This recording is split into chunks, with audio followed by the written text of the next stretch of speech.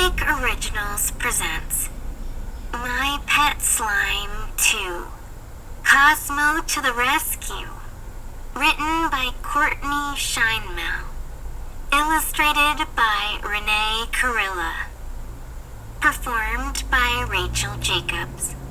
1. Wow and Pow.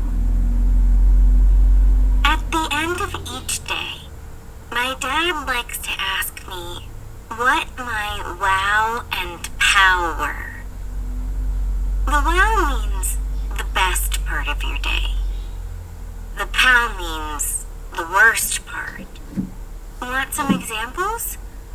Well, if you had a mostly bad day because you dropped your lunch in the mud on the way to school and your teacher made you feel bad in front of the whole class because you forgot to do your spelling homework and it was still raining on the way home, your wow can be something small, like at least your umbrella didn't break. Or if you had a mostly good day because the sun was shining and it was your birthday and you got all the presents you wished for, plus the world's most delicious cake, your pow can be something as teeny tiny as getting a paper cut from the wrapping paper. Sometimes it's hard to decide what my wows and pows are, and I have to think really hard to come up with something. But today, I didn't have to think hard at all. My wow was, I have a new pet. I made him myself out of slime. I know. A slime pet doesn't sound like a real pet, but Cosmo is real. That's his name, by the way.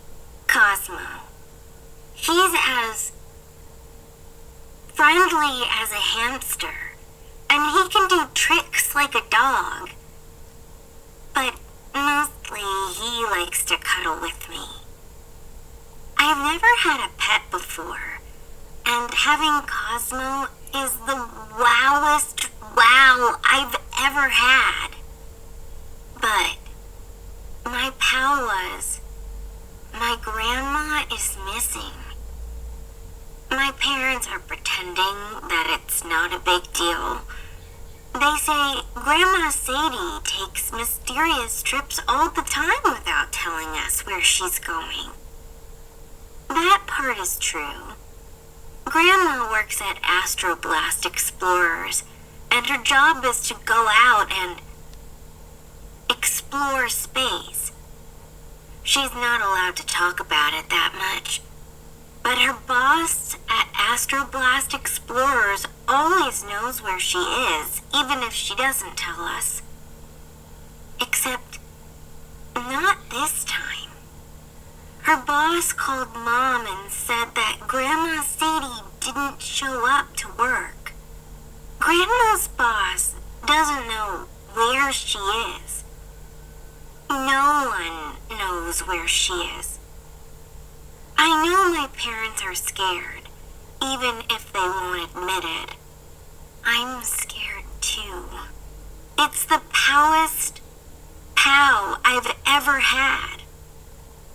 Sometimes when your pow is really bad, it's hard to be excited about your wow, no matter how big of a wow it is.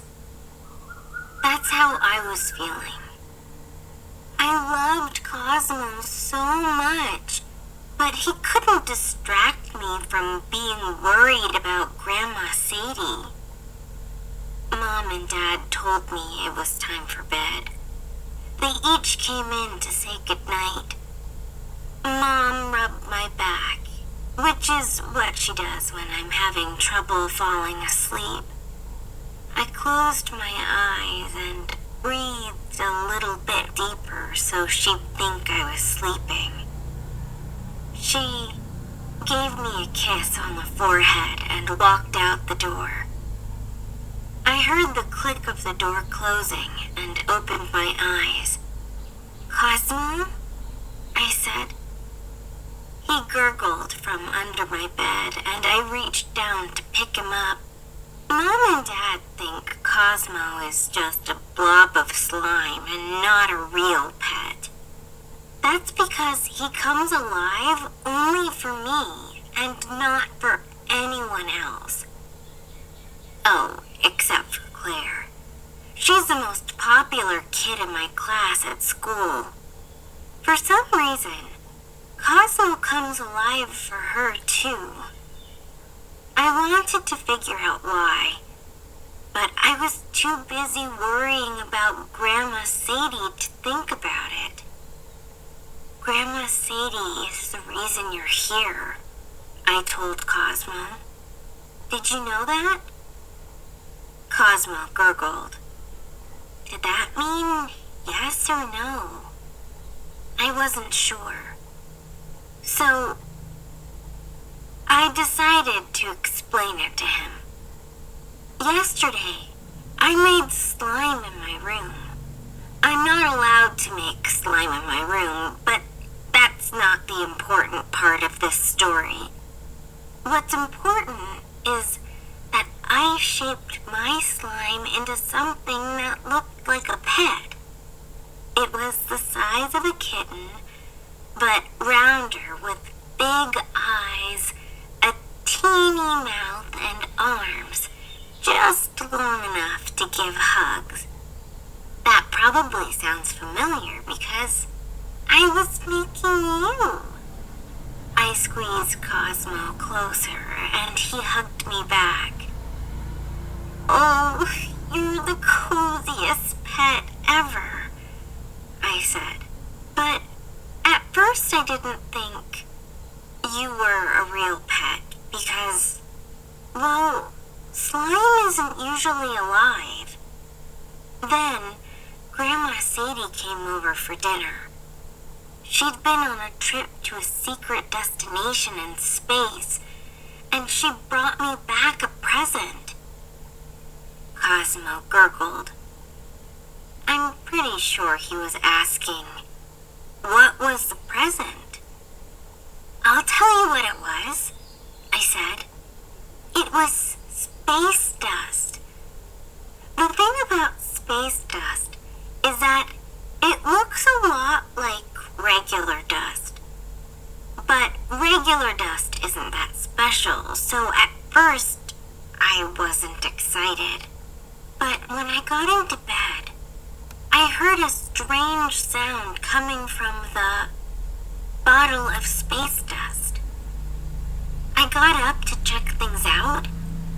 That's when I noticed that the dust had started glowing. I opened the bottle. The dust flew out and landed on you. You were just a blob back then, but you sparkled and turned alive. So you see, Cosmo, Grandma didn't really give me dust as a present. She gave me a new best friend. Cosmo and I cuddled some more. It felt really cozy. I closed my eyes and tried to go to sleep, but it was no use. I'm really worried about Grandma Sadie, I said, opening my eyes again. I have to do something about it. Will you help me? Cosmo gurgled, and I knew he meant yes. 2. Dear Piper McLean, the problem was, I didn't know what Cosmo or I could do about Grandma Sadie. I didn't know where she was, and I didn't know how to find her. All I had was her email address. I wrote her a thank you for the space dust email last night, and I already checked to see if she wrote back. She didn't. Let's check my email again, I told Cosmo. Maybe she wrote back since the last time I looked. If she hasn't, we'll send another email. Do you think that's a good idea? Cosmo nodded his head.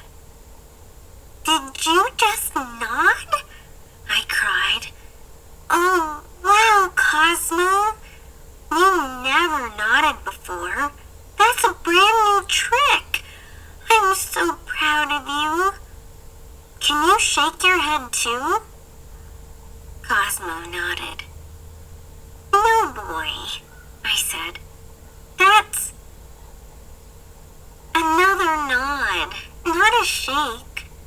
But then I realized that I probably needed to ask him a no-answer question to get a shake. Are Brussels sprouts your favorite food? I asked. Cosmo shook his head. Me neither, I said. Good boy. But enough tricks for now. We have an email to write. Let's go to Dad's office. Dad's office is here in our house. That's where he writes his books. I held Cosmo in my arms as I crept down the hall. The door to Mom and Dad's bedroom was mostly closed, but not all the way. I knew we had to be extra careful. I held my finger to my lips so Cosmo would know not to make a sound, not even a single gurgle.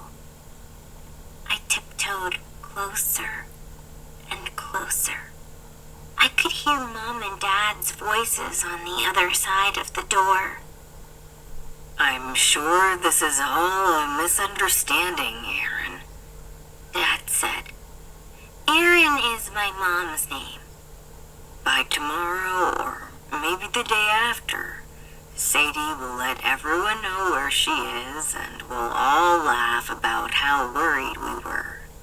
I hope so, Tom, Mom said. Tom is my dad's name. Because I'm certainly not laughing now. See, I knew they were scared too. I put Cosmo on my shoulder and got down on my hands and knees to crawl past the door.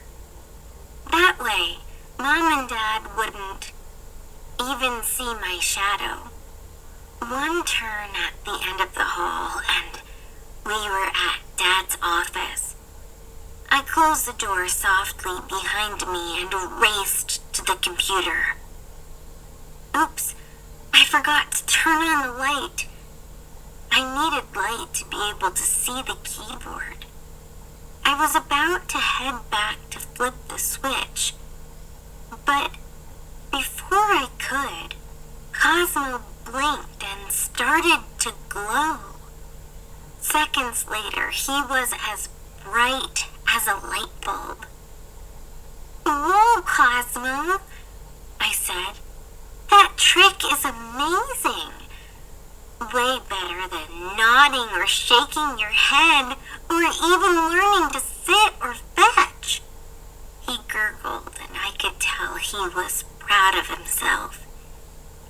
He stayed right there on the desk, the cutest light in the whole world, while I logged into my email account.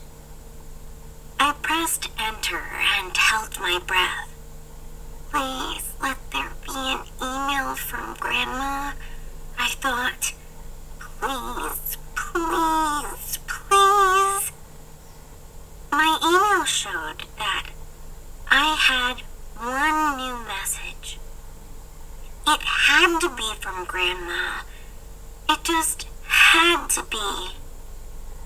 But when I clicked on my inbox, the name of the sender was someone I'd never heard of before.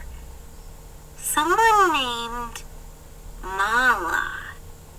Capital M, lowercase a, capital L, lowercase a. A weird name, and no last name. My heart thumped as I read what she had written.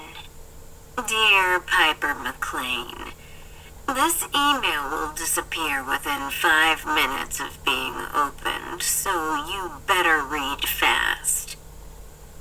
You have something we want, and we have something you want. Or should we say, we have someone you want. If you want to see your grandmother again, you need to bury the bottle of space dust in the window box outside your bedroom.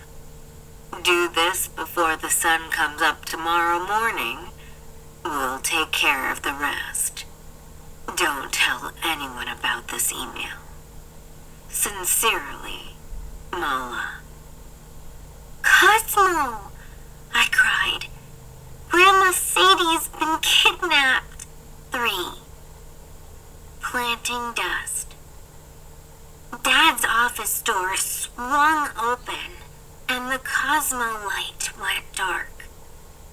Piper, Dad said, what are you doing in here? He flicked on the light switch and stepped toward me and toward the computer screen. But Mala had said not to tell anyone. What would happen to Grandma if Dad saw the email? No, Dad, I cried. You can't come in here. Of course I can, Dad said. It's my office. But you shouldn't be in here. Not this late, not without my permission, and not with slime. Poor Cosmo. He was just a non-glowing slime blob again. Didn't Mom have a conversation with you about the do's and don'ts of slime last night? Dad asked. She said I wasn't allowed to make slime by myself in my room, I said. Right, Dad said. And you're also not allowed to have it that close to my computer. I don't want the keyboard to get sticky. Now, what are you hiding? Nothing, I lied, crossing my fingers under the desk. Dad took one more step and looked at the computer screen. My heart began to pound. But the second that he got close enough to see the screen, the email from Mala disappeared. I didn't think it would really happen. How did it do that? Was it magic? My other old emails were still up on the screen. You're checking your email? Dad asked. I nodded. Oh, Piper, he said. I know you're worried about Grandma Sadie and want to hear from her. I nodded again. That was true. She didn't write me back yet, I said. Don't you worry, Dad said. Grandma Sadie is just fine. You don't know that for sure. That's true. I don't, Dad admitted. But when I don't know things, I look to similar experiences in the past. In the past, every time we haven't known where Grandma was, she turned out to be just fine. So this time, I'm sure it will end up the same way. Don't you think so? I wanted to think so. But I knew something Dad didn't. Mala, whoever they were, had kidnapped Grandma. Well, since Grandma was a grown-up, she couldn't exactly be kidnapped. But she'd even grown-up napped. Come on, Pipe, Dad said. Let's get you back to bed. I scooped up the blob version of Cosmo and followed Dad down the hall to my room. He kissed me goodnight again. Go to sleep. Take 2. He said. But take 2 of sleep didn't work either. Now I had 2 problems. 1, Grandma Sadie was still missing. 2, Mala told me to bury the space dust, but I didn't have it anymore. All of the space dust was in Cosmo. Now that Dad had left the room, Cosmo was alive again. He snuggled close, gurgling his good Cosmo gurgles. I don't know how the space dust brought you to life, but I'm so glad it did, I told him. I've known you for only a day, but now I can't imagine my life without you. He gurgled some more.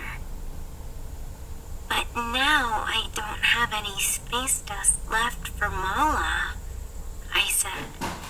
I don't know what to do. Unless... Cosmo looked up at me, waiting for the unless. Cosmo, I said. Remember how I told you I wasn't excited to get space dust at first? Because space dust looks just like regular dust? He nodded. Good job nodding, I said. And listen to this. Maybe I can give regular dust to Mala and they won't know the difference. They'll let Grandma go and everything will get back to normal. Can you turn on your light again? Cosmo blinked and began to glow. Thanks, boy, I said, and I jumped out of bed. For the first time in my life, I was excited about cleaning. Well, I was excited about dusting. I swiped a finger across my shelf and got a good chunk of dust. Now I just needed the bottle to put it in. The bottle. Where had I put it?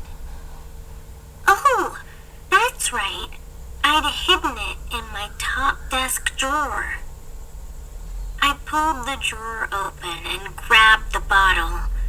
I unscrewed the top and smushed the dust inside. That looks like enough dust, right, Cosmo? I asked. Cosmo shook his head. Maybe I should put some more dust in there, just in case. I swiped my finger across the next shelf, but my finger came up dustless. Where could I find more dust? I gazed around the room, not seeing any until my eyes fell on the top of my bulletin board. There was a layer of dust along the edge of the frame. I climbed up on my desk chair, which I'm not allowed to do. Then I stood on my desk, which I'm also not allowed to do. If Mom or Dad saw me, they'd really be mad. But Mom and Dad were all the way down the hall. I swiped my finger across the top of the bulletin board and put the dust in the bottle. Then I put the top back on the bottle and climbed down off my desk. Phew, Cosmo, I said. That should be enough for Mala. Now all I have to do is bury the bottle in the window box. Let's do it right now, okay? He nodded. I opened my window and shivered. The night air was really chilly. Luckily, this wouldn't take long. I scooped out some dirt next to the irises. There was an artist named Georgia O'Keeffe who was famous for painting flowers. Her purple iris paintings are my favorites, and that's why Dad planted irises in my window box. I put the bottle of dust in the hole and smoothed the dirt back into place, being extra careful around the roots of my flowers. Then I patted down the dirt. My fingers were cold. I was ready to close the window and get back under my cozy covers with Cosmo. But before I did that, I looked up at the night sky. Grandma had told me that when we look up at the night sky, we're just seeing a sliver of the stars in our galaxy, the Milky Way galaxy. There are billions of stars in the Milky Way, and billions more galaxies in the universe. No matter how many space trips Grandma took, she'd never get to see it all. I'm going to get you back, Grandma, I said to the sky. I promise you. 4. Another email. My plan was to stay awake all night long. That way, when Mala came to collect the space dust, I'd get to see who they were and make sure they let Grandma go. But when I opened my eyes, it was morning. I didn't even remember closing my eyes. The sun was streaming through the blinds. The sun reminded me of Grandma, too. She'd told me a bunch of facts about it, such as 1. The sun is a star. 2. It's not the brightest star in our galaxy, the Milky Way, but it's the closest to Earth.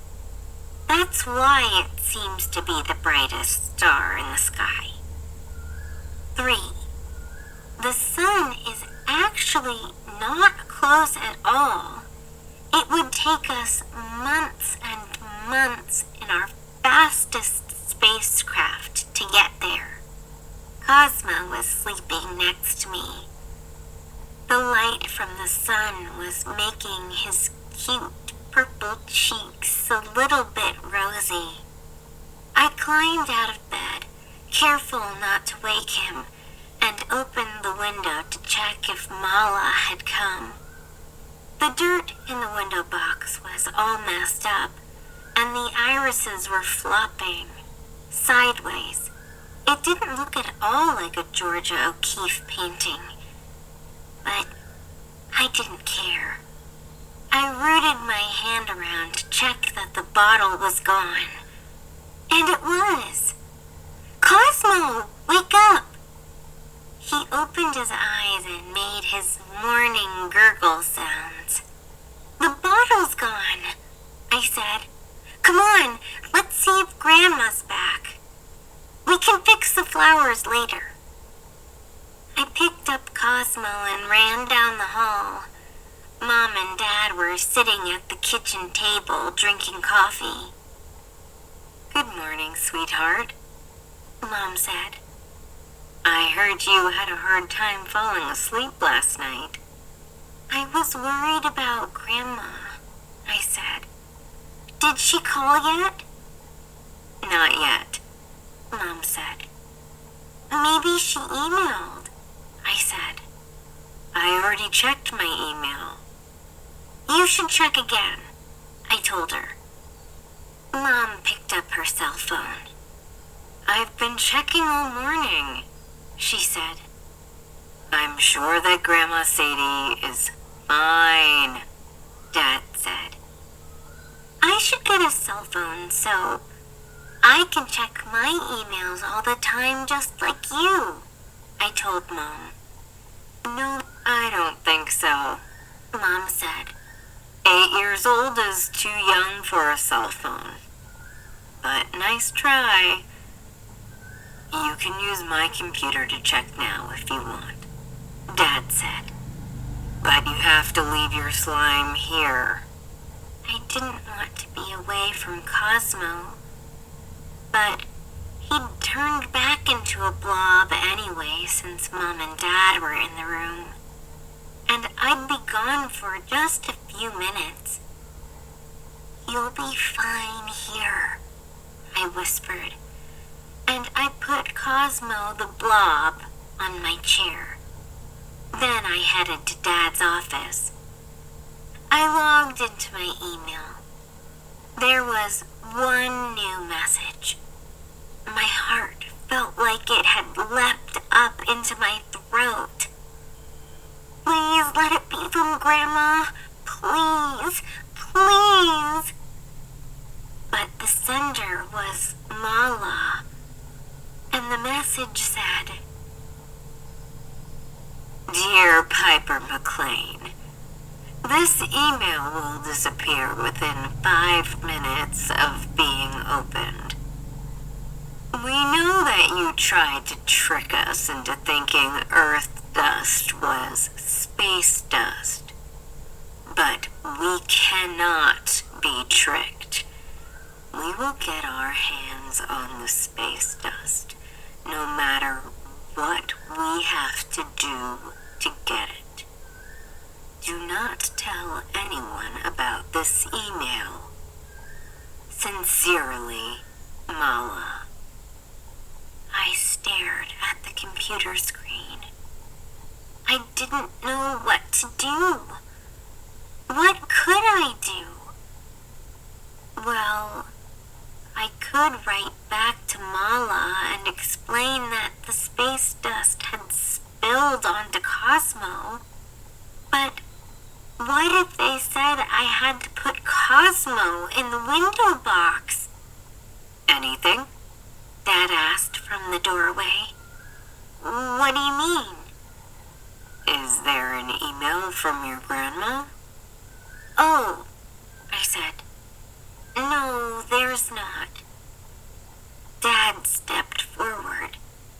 My heart thumped with worry that he'd see what Mala had written, but the message disappeared before he got close enough to see the screen. Dad put his hand on my shoulder. I know it's hard to be worried about someone you love. Yeah, it is. Your mom is having a tough time too, he said. To tell you the truth, so am I. I have an idea. Let's all do a family project together. Who is Mala? Find out in My Pet Slime, Cosmo to the Rescue, Book 5.